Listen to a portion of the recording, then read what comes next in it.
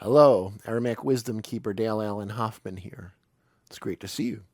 Got my friend, been making some new videos with our dear friend, newest member of our family, PYRADYM. Without going too deep into what PYRADYM is in this particular video, I've got plenty of other videos about it. My newest, right after the new year of 2019, which this video will probably, I'm not sure if it's coming out before or after that. We've got a new 4 CD set coming out called I Am, the Cosmic Vibration, which is going to be 4 discs working with PYRADYM, ending up with that fourth disc being a meditation, a meditation with PYRADYM, vibrational healing, I guess you could say, bioresonance, etc. But I wanted to focus in this video, rather than focusing on PYRADYM per se, I wanted to focus on demons and what demons mean. I'm known all around the world for my work with the Magdalene teachings, Mary Magdalene, Isis Magdalene, etc. I've done radio, TV interviews all over the place. And I think the thing that really may differentiate me from others is that I'm not looking, the historicity is awesome. There's people that really are doing phenomenal work on historically where she was, whether it's Southern Europe, France, etc. Where, did she come from Egypt, all these other things. My work isn't in that at all, actually.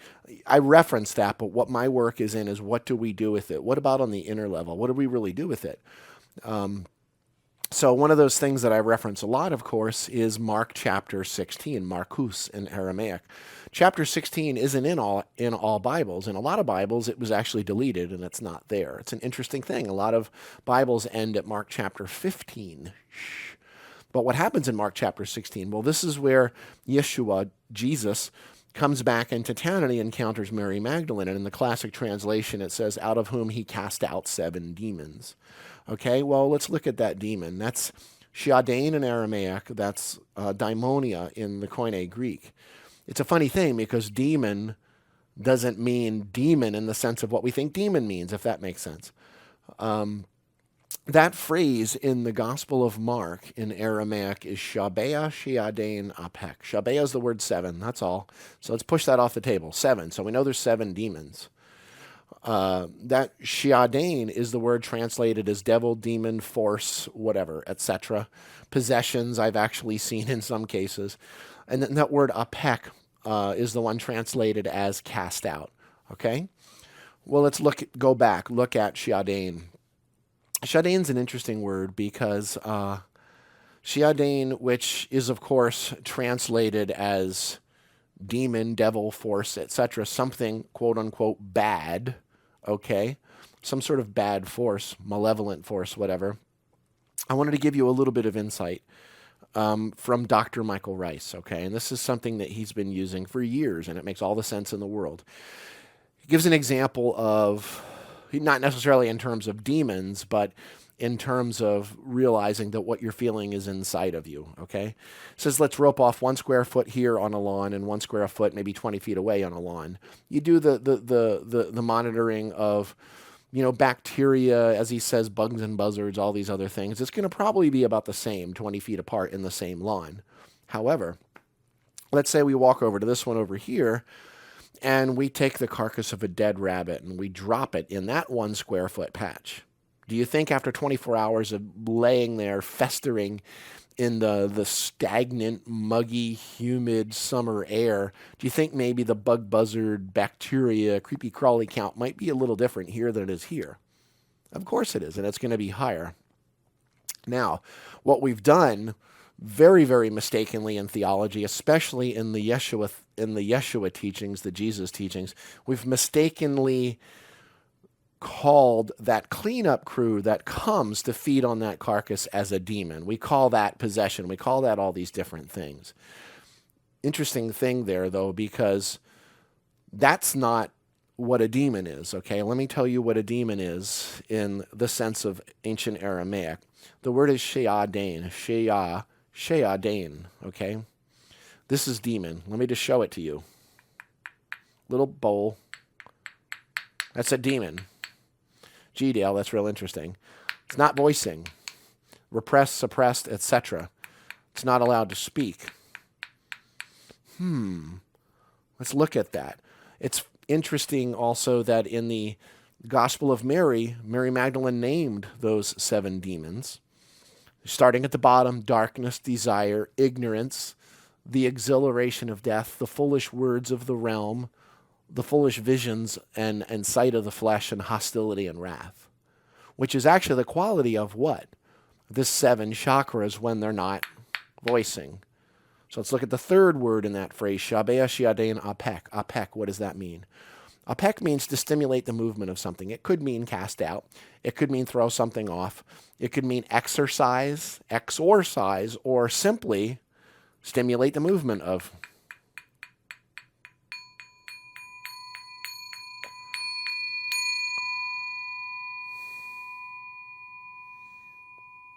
To allow them to voice, to allow them to speak. These shut down chakras are not demons. Are what demons are. They're not demons in the sense that we think of what a demon is. It just means an unvoiced energy pattern, frequency pattern. That's all that means. And what comes and shows up in your body, all the crazy thoughts, all the things you're feeling, especially the last couple of years, people keep telling me they're having thoughts that aren't theirs and all this other stuff. I'm like, okay. But what I'm saying is this. We're all feeling things because we're all connected. And everything is up right now. I've got my Hoberman sphere here. Everything's gone, whoa, like that in the last couple of years. The demons are those aspects, those energies and forces within ourselves that we're not allowing to speak because of guilt, fear, shame, etc. Interesting to me also how in the beginning of we don't know what the source is of Christianity per se, okay, of those teachings. People say that it popped up everywhere at once and there was all these teachings all at once if you go back to the beginning. It's not true. It started somewhere. We just don't know where that somewhere is, okay? And then eventually it sort of sprouted out and became all these different philosophies, absolutely. And they all fought and vied for attention and position, etc. A lot died away, and one in particular that threaded in with the pagan, the human ritualistic pagan human blood sacrifice just happened to be the one that won out.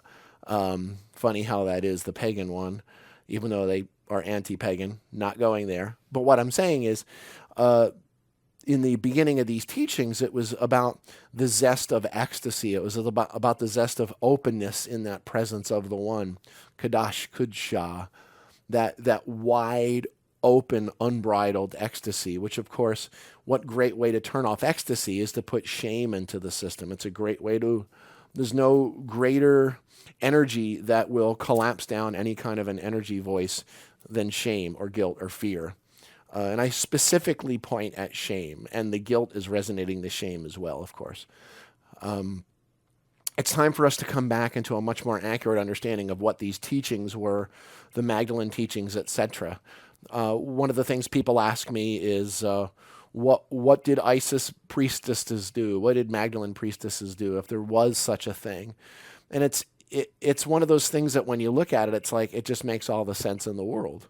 What they were doing was they would, as the facilitator, they would take the participant, bring them into a state of being where they allowed those repressed, suppressed, shame, guilt, fear frequencies to voice without any kind of judgment, without any judgment of any kind whatsoever.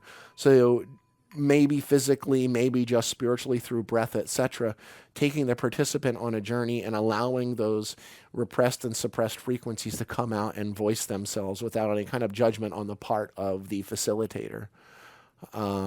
Something that's far different than this. That's actually where the prostitute idea came from. Harlot is probably more the word in Aramaic, which really meant a woman that gets around town. And of course, if money was exchanged to support the practitioner, then of course it looks like there's a prostitute thing happening.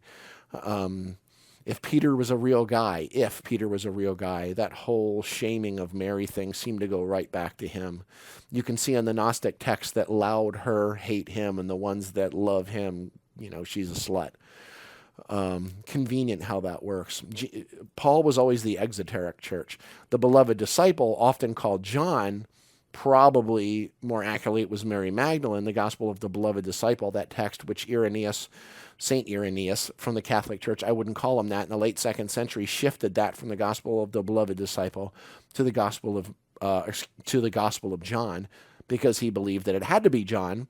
His father and himself were misogynists, hated women, and Irenaeus' dad always said that when Irenaeus was younger, that there must have been a mistake. There's no way a woman could be the beloved disciple. It must be a man. So Irenaeus took care of that. And that was long enough ago that a lot of people don't believe it ever happened now. Easy to cover something like that up when nobody's watching yet. Okay? I invite you to come out to the events that Loretta and I are having. We'll have PYRADYM with us at most of our events. We're doing what we call I Am the Cosmic Vibration Sonic Immersion Circles. We're doing personal 60 to 90 minute, depending on how far you want to go, personal sessions with people where you actually lay on a hot rodded massage table / sound resonance bed. Really comfortable. The PYRADYM is on that bed. The obelisk subwoofer is underneath. And you're laying back. You've got eye pillows, weighted lavender and organic flax eye pillows. You've got headphones on, which are bringing you into this entrainment. You're wearing heavy weighted blanket that has like a cocooning effect. And the things that happen in those sessions have been unreal, very real, actually. I can't explain them. People are having passed over relatives that haven't been born yet, children, flashbacks to other lives, past life regressions, meeting their spirit guides, going back to ancient Egypt, the time of Jesus. It's incredible what's happening just through the power of sound and frequency. So I haven't done anything with it since we're just kind of here. So let me I'll go up here. Going up to the third eye, just so you understand, if you haven't watched any of the other videos, what this thing does. So this is the center,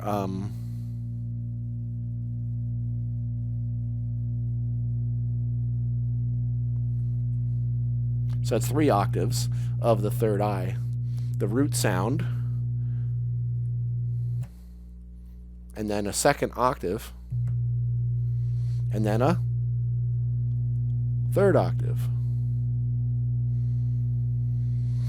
What we do in the sessions and in the immersion circles is we work through not only just with the 7 chakras that I can move through, but I can detune pretty cool stuff.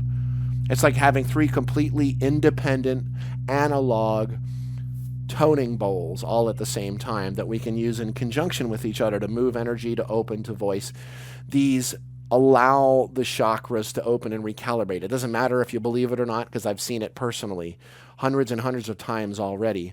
And in order to allow that to recalibrate, kind of like a watch, it has the parts have to be loosened first, and you allow that to come back into calibration and then winch it back down. The loosening happens by the entrainment through the headphones, which kind of pulls you down into that trance. And then as that's happening, these frequencies are getting inside and massaging sonically through sound things inside of you that have never been massaged with coherent frequency patterns, possibly in your entire life. A pretty profound, incredible, amazing, mind-blowing journey that we're on with this.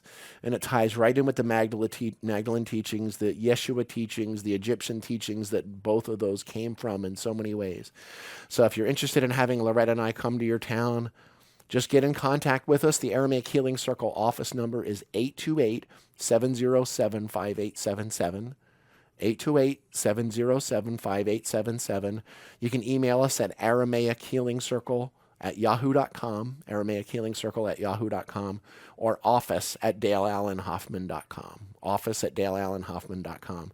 Thank you for liking this video. Thank you for subscribing to my channel. We're going to be cranking out all kinds of videos for the first time since, basically, haven't done much since mid-2016, I guess it was, or was it 2017? We're going to be really cranking them out in 2019. Share this video, favorite it, put it on social media, throw it on Twitter, throw it on Facebook, everywhere. Put it in your email list, put it on your websites, all these videos. It's important that this information really gets out there because it's time. How do I know it's time? It's obvious that it's time. So with that, I say, Det Chabun, Chad Lachad Akana Diana Achab Tukun. Love one another, or Chad Lachad, one and one, as I have loved you. Namaste. And so it is. Amen.